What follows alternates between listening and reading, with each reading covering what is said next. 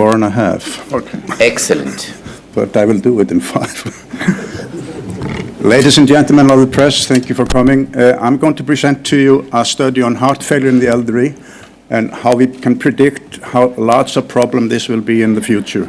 My co-workers come from the Icelandic Heart Association and from the University Hospital Landspítalan in Reykjavik, and we are in cooperation with the National Institute of Health and Aging in the United States.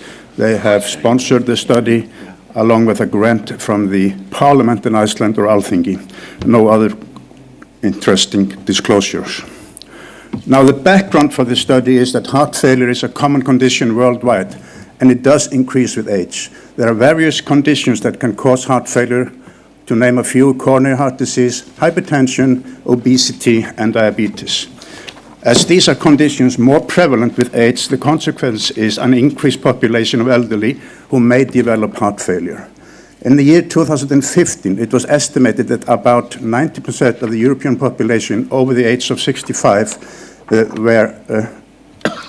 that group was on the average 90%, but you should think about each country. There are countries that have a higher percentage, up to 25 or more, like Germany, Italy, Spain. Others have lower, so this is the average.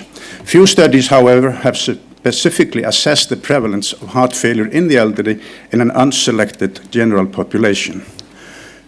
Now, the purpose of this study is to look at the following points. The AGES-Reykjavik Study began in 2002 and is a collaboration between the National Institute of Aging in the United States and the Icelandic Heart Association.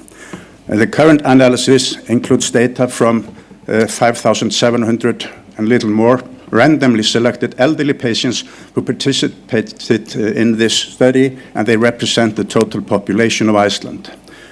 The official government data from a Statistical Iceland Bureau have data on the current size, sex, and age distribution of the national population in Iceland.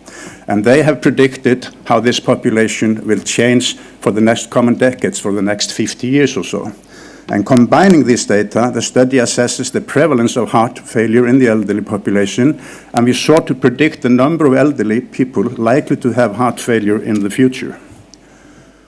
Now, the age of the participants was from 66 to 98 years. The mean age was 77 years, and 58% were men. The prevalence of heart failure was 3.7 in the sexes combined, but it was higher in men, 4.8%, and 2.8% in the women. The prevalence of heart failure increased with age from 1.9% in those 69 years or younger, and in those over 80 years, it was 6%. If we look at this table more closely, we see that the prevalence in all age groups is higher for the men, from 3.7% in the less than 69 years old, and in the group 80 years and older, it is much higher, about 7.4%. It is somewhat lower for every age group in the women. Now, we have data on how the Icelandic population will probably look until about the year 2060. And if you look at this prediction, it's for men and women separately, and for the age group separately, but presented in each column for men and women for these different years, 2013 being the reference, and over for the next decades. And as you can see, there's a huge increase in the number of individuals, especially after the age of 70. The red columns, those over 80 and older, are the yellow ones. So mainly for each decade, there will be more women who are older than men. If you turn this into a relative prediction for the future and consider only those that are over 70 years old and to take both sexes combined, the predicted relative increase in heart failure in individuals over 70 years will be about 2.3-fold increased by the year 2040. And if you go a little bit further into time, there will be a 3-fold increase of elderly patients with heart failure. This means that this study predicts that in the elderly, 70 years or older, heart failure will be more than doubled by the year 2040 and tripled by the year 2060. In the coming decades, the majority of heart failure patients will be elderly individuals, and this will have a major health economical consequence. The findings are a wake-up call for policymakers and healthcare providers that more needs to be done to prevent heart failure and also to treat it. This includes giving prompt treatment for heart attacks and encourage adherence to preventive medicine on therapies for lifestyle and the diseases that can cause heart failure, so as to try to minimize the impact of heart failure in the coming future. Thank you. Thank you very much for this interesting presentation. Are there questions from the floor? What we may say, you showed that the water is hot, because we know that elderly people are going to have more and more heart failure. Yes. However, that is very important for both press and policymakers to know that this thing will happen. Yes. And the policymakers should awake and help preventing heart failure, and that is preventive cardiology in general. Yes. One more question, which will be interesting for press. Are there any risk factors which will, if you examine, which will increase the mortality or the appearance of heart failure, like hypertension, diabetes, other comorbidities which are always together with heart failure? Well, just to take one of the risk factors, we can take diabetes. Absolutely.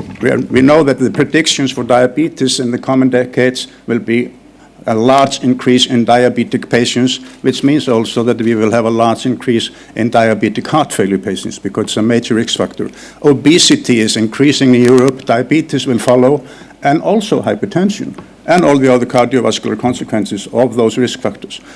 We have looked at aortic stenosis, we have looked at atrial fibrillation for the next 50 years. It's the same problem. Europe will be a population with a lot of elderly patients with various heart diseases. This is one of them. The others are atrial fibrillation, aortic stenosis, diabetes, combination of all these factors. It's going to be a huge political and health economical problem in the future to deal with this. And the politicians usually don't think more than 4 or 5 years ahead. We have to think 20, 30, 40 years ahead.